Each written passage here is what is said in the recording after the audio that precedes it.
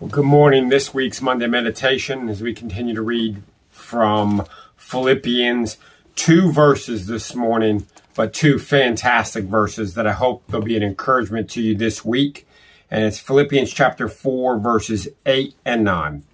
Finally, brothers, whatever is true, whatever is honorable, whatever is just, whatever is pure, whatever is lovely, whatever is commendable, if there is any excellence, if there is anything worthy of praise, think about these things. What you have learned and received and heard and seen in me, practice these things, and the God of peace will be with you. So many times we're overwhelmed by circumstances of life.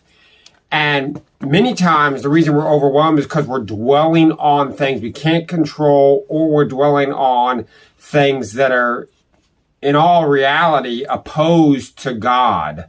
We're allowing our minds to think on things that really aren't to our benefit or to the glory of God. And the Apostle Paul, as he's concluding this letter to the Philippians, he tells them, right after he's talked to them about worry and how to combat that and how to receive the peace of God, he tells them to think about particular things there in verse 8.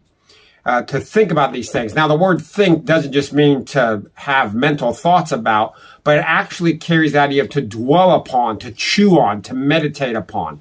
So this week, let me encourage you to be dwelling upon things that fit into these categories of truth and honorable and just and pure and lovely and commendable and excellent and praiseworthy. Dwell on those types of things, following after people that dwell on those types of things. And then notice the end of the verse, it says, the God of peace will be with you. We live in a world that is full of people who are looking for peace. They're looking for calm. Maybe that's you. Overwhelmed by so much that we see. And the Bible is telling us how to have the peace of God, how to have the God of peace with us. And a lot of that has to do with what we do with our minds. So this week, discipline yourself to dwell on things that bring the God of peace close to you, and hope that you have a blessed week.